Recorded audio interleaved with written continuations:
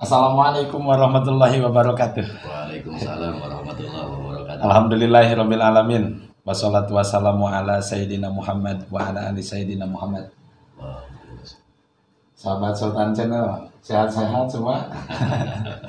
Terutama Akang ini. Sehat Akang ya? alhamdulillah, alhamdulillah.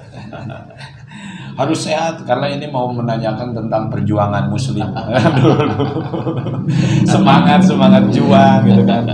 Sekarang kan banyak kan orang-orang Islam yang pada melenoy gitu kan. Kalau menurut peribahasa mati enggan hidup tak mau. Atau hidup enggan mati tak mau. Mangap aja ada alat dicapluk. Kayak nggak punya semangat hidupnya, ngeluh aja. Ngeluh ya. Ini supaya jiwa-jiwa mereka, terutama saya ini kan, bukan mereka sebenarnya kuat. Rasul ini kayaknya cerita yang patut dicontoh gitu Iya. kan. Iya kan. Monggo Kang supaya jos lagi ini jiwa ini ya. Iya. Kita cerita beberapa sahabat aja gitu. Beberapa sahabat yang waktu itu ikut berjibaku dalam perang Badar. Oh iya Perang Badar. Rasulullah saat itu dalam keadaan terdesak gitu kan. Sampai pipi kirinya Rasulullah tertembus anak panah. Kena gitu kan. Kena. Pipinya tertembus anak panah. Nah, ada satu sahabat Abu Thalha. Dia berlari melihat keadaan Rasulullah seperti itu, dia berlari kan gitu kan. Terus beliau berada di depan Rasulullah, berdiri di depan Rasulullah gitu.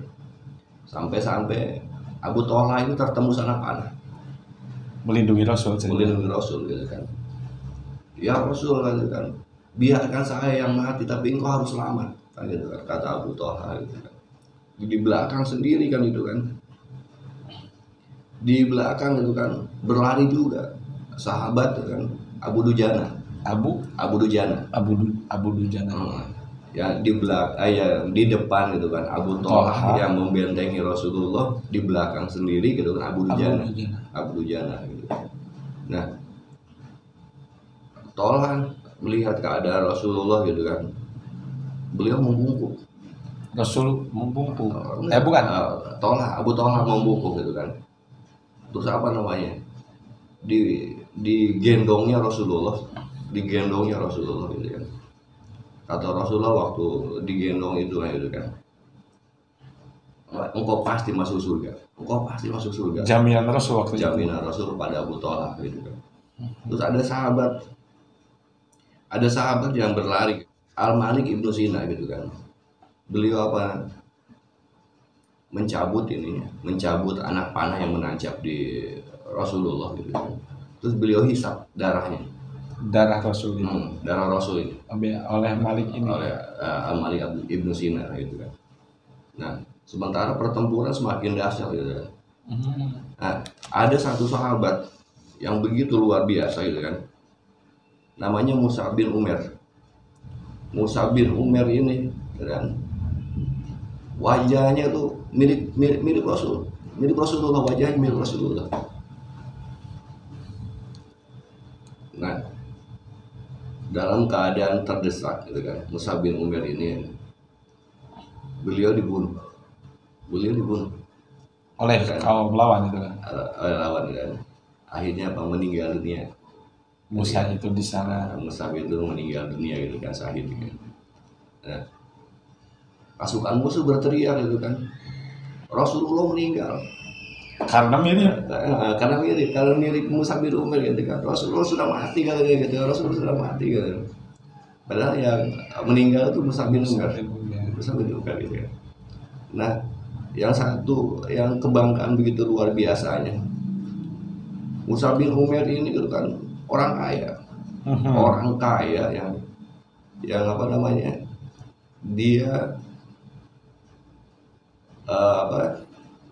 mengeluarkan semua hartanya di jalan Allah gitu. Semua hartanya habis gitu kan, dia belanjakan di jalan Allah. Nah, Rasulullah sempat menitikan air mata saat itu kan, karena pemuda ini gitu kan, dia selalu berpakaian branded dulunya. Branded kan. Branded dulunya gitu kan. Nggak ada pemuda saat itu kan yang pakainya branded. Kan gitu kan. Dia nggak mau apa namanya kalah brand gitu kan. Oh iya kan. Dia nggak mau kalah brand.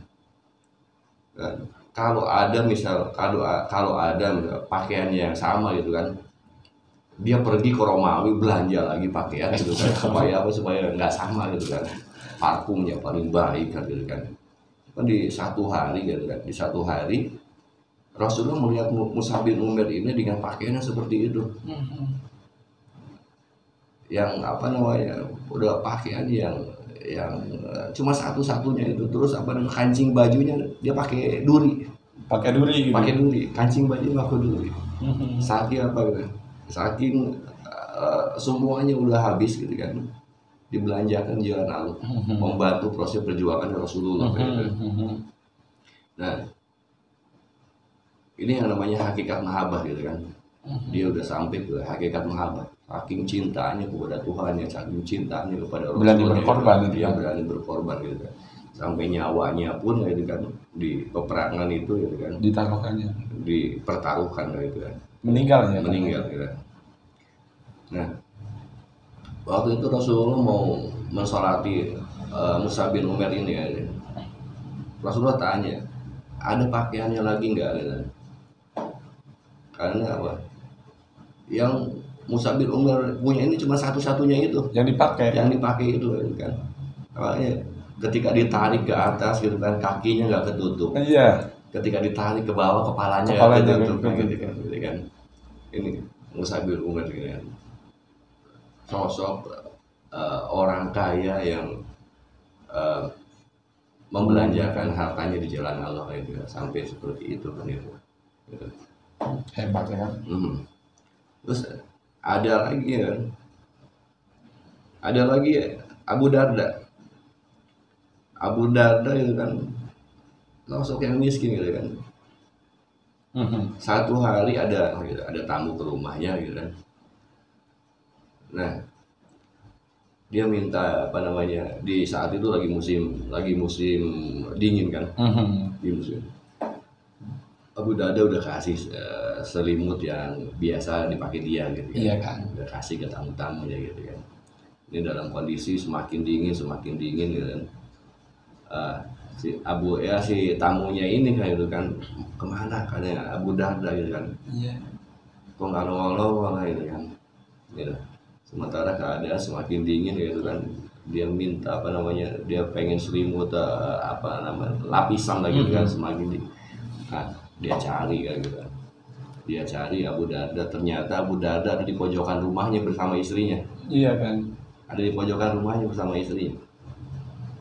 Kata tamunya ini gitu kan, kamu punya selimut lagi nggak gitu kan? Posisi kamu udah sangat kedinginan gitu kan.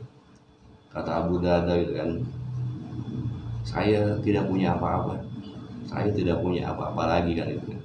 Sementara beliau sendiri dengan pakaian tipis bersama istrinya di pojokan rumah. Iya kan? Di pojokan, saking dinginnya gitu, di pojokan rumah gitu. Nah, kata Abu Darda gitu,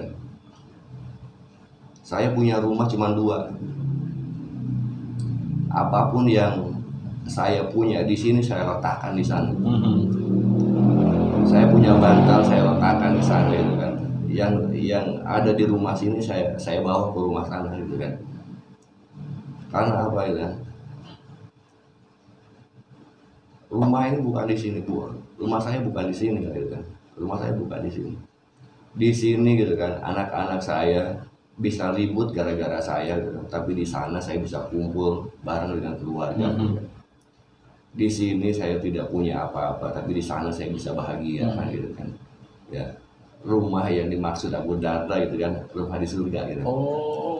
Jadi apapun yang dia dapatkan gitu kan, langsung dia belanjakan di jalan Allah gitu kan, buat dikirim ke sana gitu, buat dikirim ke sana, iya, dikirim buat rumahnya di surga gitu kan. Ini hebatnya Abu Darda gitu kan. Malah ada satu lagi gitu kan, di zaman Amirul Mukminin Umar bin Khattab gitu kan. beliau saat itu Abu Ubaidah untuk memimpin Sam, gitu ya. Sementara Sam saat itu negara adidaya, gitu kan, negara adidaya yang begitu luar biasa, perekonomian yang begitu luar biasa, gitu kan, teknologinya, kan, gitu kan. Gitu. Nah, Umar ini mengutus Abu Ubaidah untuk memimpin di sana. Gitu. Satu hari Umar berencana, gitu kan, mengunjungi sahabatnya ini Abu Ubaidah. Pada akhirnya berangkatlah Umar sampai ke sana, gitu kan. Semua petinggi udah udah menyongsong Umar. Semua petinggi udah menyongsong Umar. Umar bertanya, kemana sahabat saya Abu Ubaidah? Iya kan, kata para petingginya, gitu kan, maaf Amirul Mukminin, gitu kan, Abu Ubaidah terlambat sejenak, gitu kan. Ternyata Abu Ubaidah berjalan kaki. Mau menyambut itu kan, menyambut Umar bin Khattab jalan kaki, gitu kan. Terus dipersilahkan, gitu kan, dipersilahkan Sayyidina Umar ini, kan. Kata Sayyidina Umar, saya udah lama ngobrol di sini, gitu kan. Abu Ubaidah belum nongol. Enggak, saya udah ngobrol di sini, gitu kan, lama-lama, ya. Kenapa kamu nggak ngajak ke rumah kamu, gitu kan? Kata Abu Ubaidah, gitu kan, udahlah di sini aja. Iya kan. Nah, Umar memaksa, gitu kan. Umar memaksa untuk berkunjung ke rumahnya. Akhirnya karena dipaksa, gitu kan, Abu Ubaidah, ya, oke lah kalau begitu lah, gitu kan. Ya, diajaklah Sayyidina Umar ke rumahnya Abu Ubaidah, gitu. Ternyata rumahnya itu kan rumah seorang pemimpin di satu negeri yang begitu luar biasa, gitu kan. Rumahnya itu cuma satu kotak persegi 4, gitu kan. Yang Umar sendiri, gitu, kalau mau masuk, gitu kan, mesti merunduk, gitu. Iya kan. Kalau nggak gitu, kepentok kepala, gitu kan. Nah, rumahnya sempit seperti pimpinan negeri, gitu kan, presidennya di situ kayak gitu, tapi rumahnya sepetak itu, kan, gitu kan. Terus dipersilahkan duduk. Kata Sayyidina Umar, masa sih, gitu, kamu nggak mau menghidangkan sesuatu kepada saya, gitu kan. Abu Ubaidah lari ke belakang, gitu kan. Yang dia bawa roti keras, gitu kan. Iya kan. Roti keras, terus dicelupin pakai air, disajikan kepada Sayyidina Umar, gitu kan. Masa sih seperti ini, kan, gitu kan. Sayyidina Umar masih berpikir bahwa orang ini pimpinan di satu negara, gitu kan. Masa sih, gitu kan, pimpinan seperti itu, kan, gitu kan. Kata kata Ubaidah, kan, gitu kan. Kata Ubaidah, saya nggak ada lagi yang bisa disajikan, kayak gitu kan. Terus apa kata-kata yang sangat menyentuh Sayyidina Umar, gitu kan. Wahai Umar, gitu kan, apakah kamu tidak ingat, gitu kan, Rasulullah rumahnya seperti apa dulu, gitu kan. Wahai Umar, gitu kan, apa kamu tidak ingat makanan Rasulullah dulu, gitu kan, sama seperti ini, gitu kan. Sayyidina Umar tercengang, Merunduk kan. Kata Sayyidina Umar, semua sahabat, gitu kan, udah melupakan itu, gitu kan. Sementara, gitu kan, engkau masih bertahan dengan cara hidupnya Rasulullah.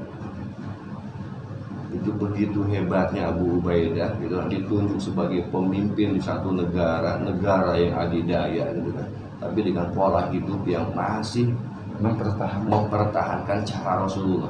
Saking cintanya kepada Rasulullah. Bukan dia nggak bisa kayak gitu. Bukan dia nggak bisa. Pimpinan satu negeri yang kaya raya, gitu kan. Bukan dia nggak mampu, cuman apa? Saking cintanya dengan Rasulullah, gitu kan. Dia nggak mau melupakan cara hidupnya orang yang dia cintai. Begitu luar biasanya dengan kecintaan Abu Ubaidah ini, gitu kan, dengan Nabi Muhammad SAW. Alhamdulillah. Kuat ini jiwanya. Baru dengar segini aja. Tadi para sahabat kan sampai menjadi benteng Rasulullah gitu. Mengorbankan dirinya, mengorbankan hartanya gitu kan. Ada lagi yang barusan terakhir ini Abu Ubaidah gitu kan. Dia juga mengorbankan dirinya ini kan. Bukannya nggak bisa gitu, kaya-kayaan seperti orang lain gitu, mewah-mewahan seperti orang lain. Tapi memang alasan beliau sangat membuat saya juga merunduk ini kan. Baik para sahabat Sultan Channel, itulah kisah para sahabat Rasul yang dia itu dengan wujud cintanya itu adalah pengorbanan, bukan pengakuan. Jadi berpikirnya apa yang dia berikan ya kan, bukan apa yang dia dapat. Terima kasih ini Kang. Semoga kita semua menjadi teringat kembali dengan sosok-sosok para sahabat yang barusan akan ceritakan, dan jiwa-jiwa kita juga berpikir untuk menjadi seorang umat Nabi Muhammad yang bisa mengorbankan apa yang bisa dikorbankan oleh kita. Ini juga mungkin Sultan Channel pengorbanannya juga ini kan, waktunya monggo. Alhamdulillah, terima kasih. Gitu aja Sultan Channel ya. Terima kasih atas semua like dan subscribe-nya terutama waktunya. Ya, Kang, terima kasih atas segala waktunya dan apa yang disampaikannya. Mudah-mudahan menjadi kekuatan bagi seluruh umat yang mendengarkan tentang isi channel ini. Assalamualaikum warahmatullahi wabarakatuh.